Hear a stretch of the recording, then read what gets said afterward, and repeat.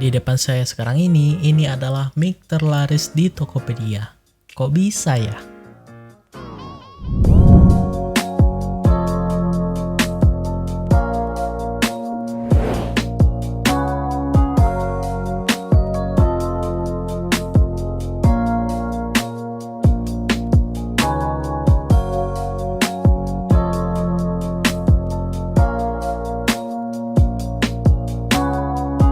Oke, halo semuanya, bertemu lagi dengan saya Agung Isra. Di beberapa video sebelumnya, mungkin teman-teman notice kalau saya pakai mic ini. Ini adalah mic Soundtek 2.1. Mic ini jadi nomor 1 di list terlaris mikrofon yang ada di Tokopedia. Kok bisa ya? Dari desain, mic ini sedikit berbeda daripada mic condenser pada umumnya. Bisa kita lihat kalau di bagian headnya itu memiliki pola mirip mic klasik gitu, tapi dengan perpaduan desain modern juga. Dan dari build quality-nya pun ini solid banget. Bagian headnya dari metal dan bodinya dari plastik yang solid, dan dilapisi warna hitam doff yang memberi kesan mahal. Di bagian depan itu ada dial mode, dan di belakang ada tombol noise reduction, ada bar intonasi suara, lalu ada dial control volume dan echo. Dan di bagian bawahnya ada audio jack untuk kita monitoring suara langsung, dan ada port USB Type-C. Nice banget, udah pakai port Type-C. Dengan begini kita bisa update driver dari mic ini. Dan untuk opsi memasang ke tripod atau bracket arm, itu ada dua macam. Bisa dari mic-nya langsung dengan skru ukuran 3/4 inch, atau dari besi yang berbentuk U ini yang memiliki skru ukuran 1/4 inch. Di paket pembelian sayangnya hanya sedikit aksesoris yang kita dapatkan. Hanya ada buku-bukuan, ada mic-nya, ada mini tripod, dan ada kabel USB Type-C yang tipe L supaya nggak mentok saat dipakai. Sayangnya kita tidak mendapatkan pop filter di sini. Ya, kalau ingin beli pun pop filter itu tidak bisa kita beli yang ada di pasaran, karena ukuran dari mic ini diameternya itu lebih besar daripada mic pada umumnya. Soundtek sendiri ada jual pop filter yang bisa untuk mic ini, tapi kalau kita ingin pasang pop filter yang model ginian, itu harus kita buka dulu untuk besi yang model U ini, supaya kita pakai pop filternya bisa pas.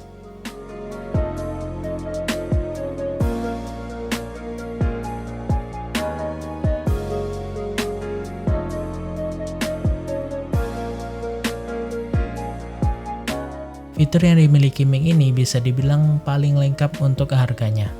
Pertama, ada 3 mode yang bisa kita atur di dial depan ini. Ada mode cardioid yang hanya menangkap suara dari satu sisi atau arah saja. Oke, tes 1 2 3 1 2 3. Ini adalah contoh suara kalau kita di mode cardioid. Jadi dia hanya menangkap suara dari satu sisi sini saja. Dan kalau seandainya saya putar seperti ini, dan kalau teman-teman dengar itu suaranya mengecil karena dia hanya menangkap suara dari satu sisi saja. Dan kita balik lagi ke sisi awal dan suaranya udah normal lagi. Lalu mode omnidirectional yang menangkap suara dari segala arah. Oke, tes 1 2 3 1 2 3.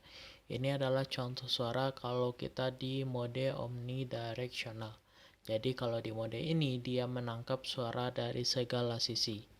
Dari sini, kecuali di bagian atas, karena di atas ini dia tidak mempick up suara.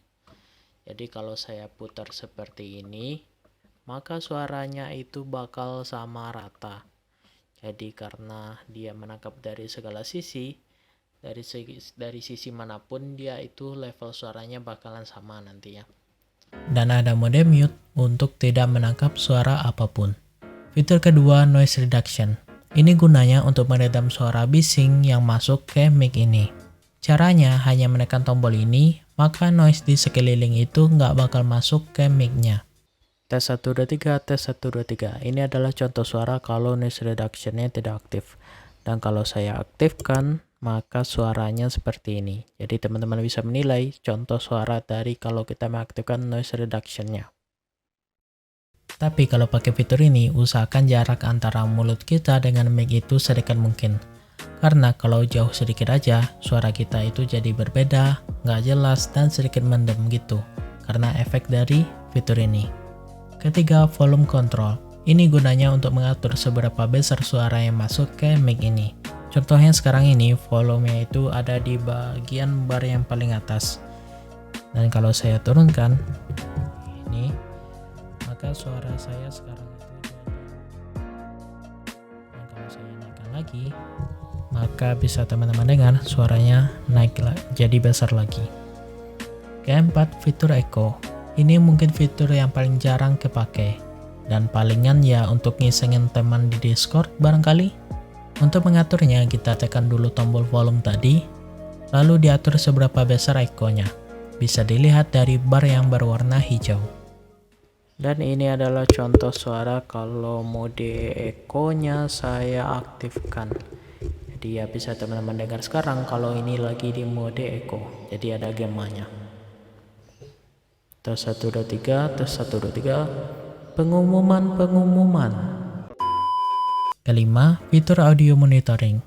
Kalau teman-teman ingin mendengar langsung suara apa yang ditangkap dari mic ini, itu bisa menggunakan headphone atau headset yang kita sambungkan ke jack audio 3,5 mm yang ada di bagian bawah mic ini.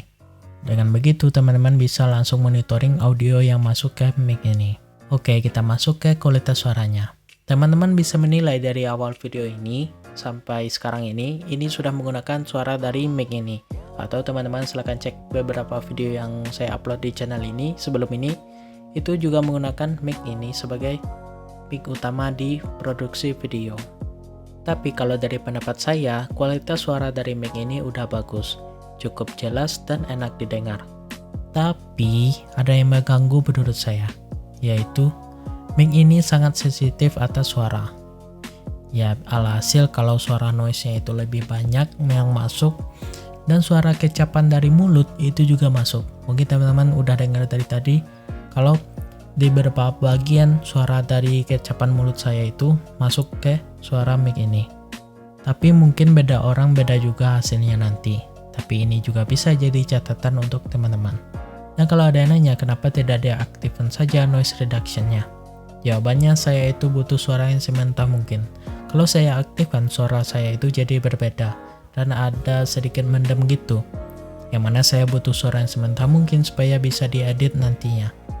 Tapi kalau penggunaannya langsung seperti Google Meet, Zoom, atau Discord gitu yang tidak ada proses editing di dalamnya, mungkin fitur noise reduction ini akan lebih berguna nantinya. Oh ya, tadi saya ada singgung tentang update driver, karena awalnya mic ini untuk bagian settingan itu agak kacau. Karena dari ketika kita mati dan kita menghidupkannya lagi, itu settingannya kembali ke default. Yang mana untuk default itu volumenya ada di bar tengah-tengah ini. Dan untuk echo-nya itu juga aktif. Ya, itu akan mengganggu kita pada saat kita menghidupkan mic ini. Tapi untungnya mic ini bisa kita atasi dengan update driver. Sehingga ketika kita matikan mic ini dan kita hidupkan lagi, itu settingannya kembali ke settingan yang sebelum kita matikan. Jadi udah aman. Dan untuk cara update drivernya, teman-teman bisa cek channel Tech Manis karena di sana ada penjelasan tentang cara mengatasi mic ini. Tapi setahu saya untuk semua keluaran mic Soundtek yang 2.1 ini itu udah diupdate dari pihak Soundtek-nya. Tapi kalau teman-teman misalnya nanti menemukan kasus yang sama seperti yang saya jelaskan tadi, ya silahkan update drivernya. Silahkan cek videonya Tech Manis. Itu link videonya saya cantumkan di deskripsi. Oke, kita masuk ke kesimpulannya. Jadi kesimpulannya, mic ini memiliki fitur yang lengkap untuk harganya dan memiliki fisik yang bagus.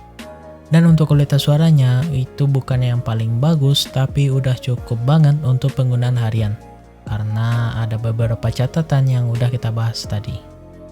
Untuk harganya yang dijual di Tokopedia itu seharga Rp499.000 atau bisa kita bilang Rp500.000 kembali Rp1.000. Dengan harga segitu dan kualitas yang ditawarkan, saya bisa kasih nilai 8/10. Dan kalau teman-teman tertarik ingin beli mic yang satu ini, silahkan cek link pembelian yang ada di deskripsi. Dengan begitu teman-teman sudah membantu channel ini secara tidak langsung. Oke, mungkin segitu dulu untuk video kali ini. Terima kasih sudah nonton dari awal sampai akhir. Dan saya baru sadar kalau baju saya warnanya hitam. Ya, jadi nyatu dengan warna kursi. Ya udah di pertengahan video tadi nyadarnya, ya mau ganti baju ya nggak bisa lagi. Ya udahlah. Dan kalau ada pertanyaan silahkan tulis di kolom komentar di bawah. Dan kalau suka video ini silahkan di like dan jangan lupa di subscribe juga channel ini sebagai bentuk dukungan teman-teman ke depannya. Saya Agung Isra, see you in the next video. Bye.